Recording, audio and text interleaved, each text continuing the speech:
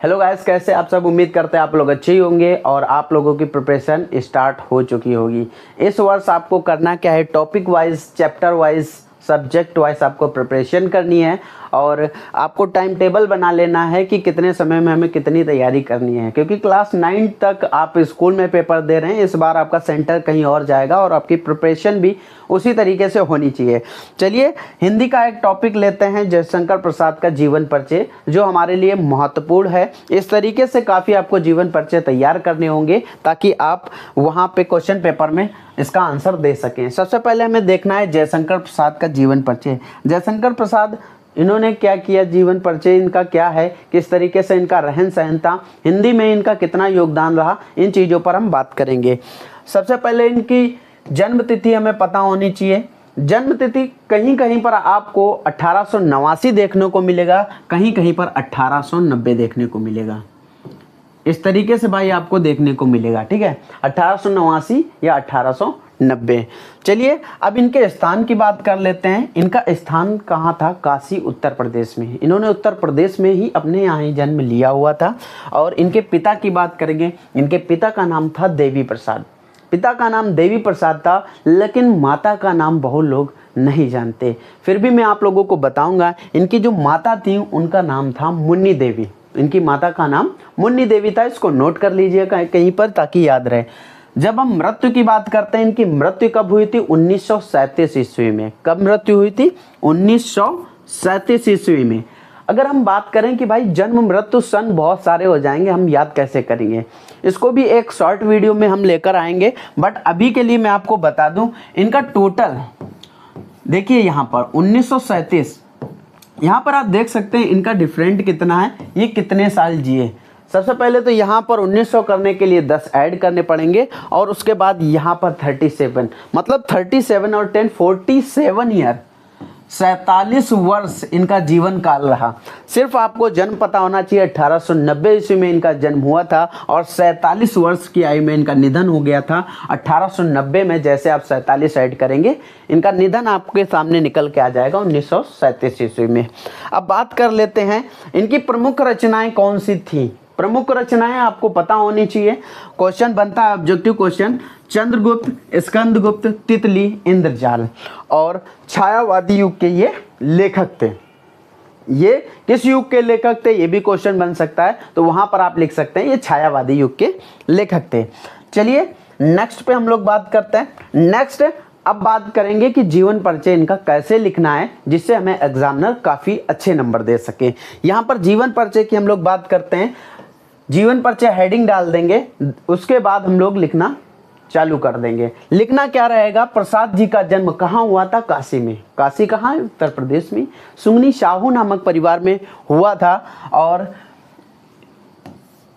इनके पिताजी जो थे वो कौन थे, देवी प्रसाद। इनके पिताजी का क्या नाम था, देवी प्रसाद। वो गांव के एक प्रतिष्ठित व्यक्ति थे, सम्मानित व्यक्ति थे। और इनकी माताजी का नाम मैंने बता ही दिया था, मुन्नी देवी। और इनके भाई की बात कर लेंगे, इनके भाई का नाम था शंभुनाथ। चलिए स्टोरी को स्टार्ट करते हैं। प्रसाद जी का जन्म काशी सुंगनी साहू नामक के प्रसिद्ध वैश्य परिवार में हुआ था।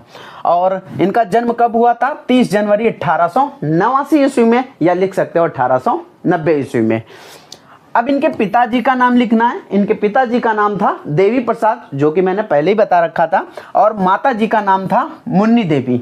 आपकी बुक्स में अगर नहीं दिया हो तब भी आपको जानकारी होनी चाहिए। पेपर में आप अगर लिख देंगे तो एग्जामिनर जो होगा उसको भी लगेगा इसको अच्छा ज्ञान है, ये सारी चीज़ें पढ़ के आया है। इनके माता पिता ने इनको अनेक स्थानों पर भ्रमण कराया, जैसे वृंदावन, काशी, मथुरा।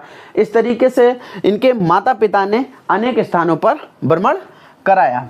बचपन से ही इनके माता पिता, जब बचपन में ही इनके माता पिता की मृत्यु हो गई। मृत्यु देखो, भ्रमण कराने के बाद ऐसा नहीं है कि वो भ्रमण करा के वापस आए, मृत्यु हो गई, ऐसा कुछ भी नहीं। जब भ्रमण कराया, भ्रमण कराने के बाद कुछ वर्ष, ये लगभग 9 वर्ष के थे, तब इनकी माता पिता की मृत्यु हो गई थी। परिवार का सारा भार इनके जो बड़े भाई थे उनके ऊपर आ पड़ा। बड़े भाई का नाम अभी मैंने बताया था, कमेंट बॉक्स में बता दीजिएगा, लेकिन मैंने आपको बता रखा है, आगे फिर से रिपीट करेंगे। सर्वप्रथम इनका नाम क्वींस कॉलेज में लिखा दिया गया। कहाँ पे लिखवाया गया, सबसे इंपॉर्टेंट चीज, पहले इनका जन्म कब हुआ था? 1889 या 1890 में लिख सकते हैं। कहाँ पे हुआ था? जन्म स्थान काशी में हुआ था और इनके पिता का नाम देवी प्रसाद, माता का नाम मुन्नी देवी। मृत्यु की बात कर लेंगे तो हमने बोला था जन्म में 47 ऐड कर देंगे, 1937 आ जाएगा, ये उनकी मृत्यु हो जाएगी। और इनका स्कूल कहाँ था? Queen's college. किस कॉलेज में इनका नाम लिखा गया था? क्वींस कॉलेज में। किंतु वहाँ पर इनका मन नहीं लगा, क्वींस कॉलेज में इनका मन नहीं लगा। वह फिर इन्होंने क्या किया? घर पर ही स्वयं से या किसी टीचर के माध्यम से कहीं पे कोचिंग पढ़ के इन्होंने अंग्रेजी संस्कृत का अध्ययन करने लगे, अंग्रेजी और संस्कृत का अध्ययन करने लगे और उनको अच्छा ज्ञान प्राप्त हो गया। कुछ दिनों के बाद इनके बड़े भाई शंभूनाथ जी जो थे वो भी चल बसे।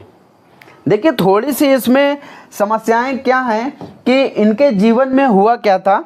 इनके जीवन में सबसे पहले माता पिता, फिर उसके बाद बड़े भाई, उसके बाद इनकी जो पत्नियां थीं उनका भी देहांत हो गया।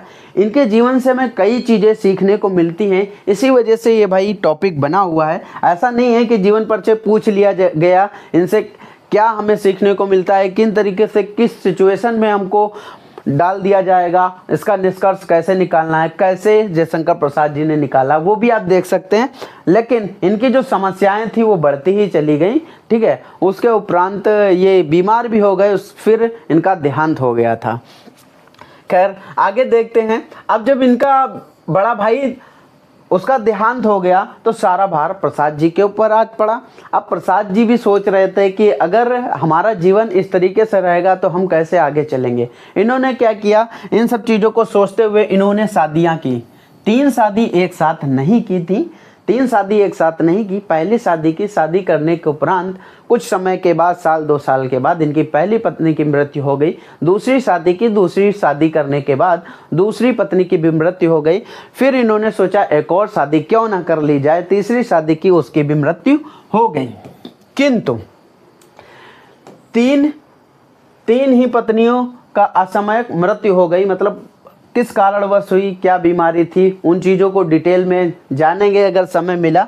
बट अभी के लिए हमें इतना ही जानना है कि 3 पत्नी थी, उनकी भी मृत्यु हो गई। इसी बीच इनका एक छोटा भाई था, उसकी भी मृत्यु हो गई। छोटे भाई का नाम आप लोग कमेंट बॉक्स में बताइएगा। देखते हैं कितने लोग गूगल सर्च करते हैं और कहीं से ढूंढ के लाते हैं, वरना नेक्स्ट वीडियो में मैं आपको बता दूंगा। बताना चाहूँ तो अभी भी बता दूं, बट मज़ा नहीं आएगा जब तक आप लोग कमेंट नहीं करोगे। इन सभी असामयिक मौतों से ही या अंदर ही अंदर टूट गए। जब ये सारी मृत्यु हो गई, ऐसा अगर आपके साथ हो जाए या किसी के साथ हो जाए, खैर होना नहीं चाहिए, लेकिन अगर ऐसा हो जाए तो वो अंदर ही अंदर क्या हो जाएगा? टूट जाएगा।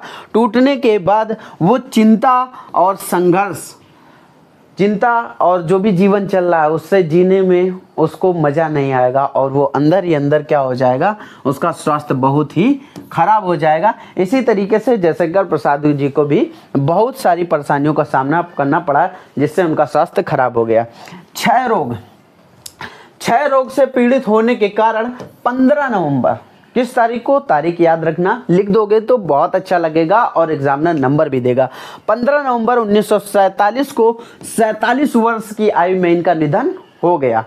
इतना लिखने के बाद आपको आगे इन चीज़ों को भी लिखना है, कृतियाँ भी लिखनी होंगी, रचनाएं भी लिखनी होंगी, क्योंकि एग्जामिनर चाहता है कि बच्चा किस तरीके से पढ़ के आया, कितना वो हमें बता सकता है और कितना ये अच्छा पढ़ने में है।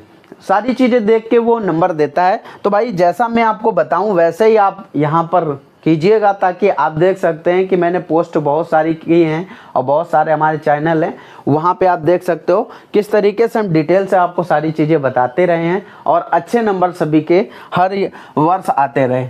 कृतियों की बात करेंगे। प्रसाद जी बहुमुखी प्रतिभा के धनी थे। प्रसाद जी बहुमुखी प्रतिभा के धनी थे। महान कवि, सफल नाटककार, उपन्यासकार, कुशल कहानीकार और श्रेष्ठ निबंधकार भी थे। कौन? प्रसाद जी। इनकी कृतियां निम्नलिखित हैं। नाटक की बात करेंगे तो नाटक भाई सभी लोग मोस्ट इंपॉर्टेंट में लगा लीजिएगा, इनको याद रखिएगा, एक लय में बोलने की कोशिश कीजिएगा, एग्जामिनर पूछता ही पूछता है। ऑब्जेक्टिव क्वेश्चन में भी प्लस अगर पूरा पूछ दिया तो लिखना ही लिखना है, ठीक है।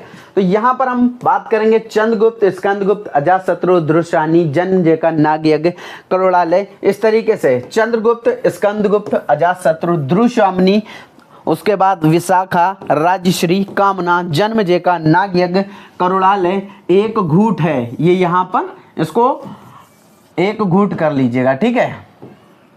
एक गुट और सज्जन एवं प्रायश्चित, इतना आपको पता होना चाहिए। अगर आप नोट नहीं कर पा रहे तो स्क्रीनशॉट ले लेना, कहीं पर लिख लेना। इस तरीके से अगर आप एग्जाम में लिख दोगे तो एग्जामिनर आपके नंबर काटेगा बिल्कुल भी नहीं। अब बात करते हैं इनकी कहानियां। कहानियां कौन कौन सी हैं? पहली है प्रतिध्वनि, छाया, इंद्रजाल, आकाशदीप, आंधी। ये भाई कहानी केवल इतना ही नहीं है, प्रतिध्वनि नाम की पुस्तक मिलेगी, छाया, इंद्रजाल, आकाशदीप, आंधी, इस तरीके से बहुत सारी आपको पुस्तकें देखने को मिल जाएंगी, या फिर किसी एक पुस्तक में संजो कर इन्होंने छोटे छोटे भागों में लिख रखा होगा। अब इनके काव्य की बात करेंगे। काव्य क्या हो जाएगी? कामायनी, महाकाव्य मोस्ट इंपॉर्टेंट रहेगा, झरना, उसके बाद यहाँ पे हो जाएगा लहर, आंसू, महाराणा का महात्व, कानन कुसुम आदि प्रसिद्ध काव्य ग्रंथ हैं। ये वीडियो आपको कैसा लगा ये मुझे बताइएगा, और अगले हम साइंस की क्लासेस रेगुलर कर देंगे और हिंदी का भी डेली एक लेक्चर डालते रहेंगे। तो भाई सभी लोग एक बार शेयर कर दीजिएगा, अपने जितने भी क्लास 10th के स्टूडेंट हैं सभी को बता दीजिएगा कि भाई वहाँ पे आपको free of cost online classes मिलेंगी और रिकॉर्डेड वीडियो भी मिलेंगे, प्लस साथ ही साथ आपको नोट्स भी प्रोवाइड किए जाएंगे। आज के लिए इतना ही, मिलते हैं नेक्स्ट वीडियो में।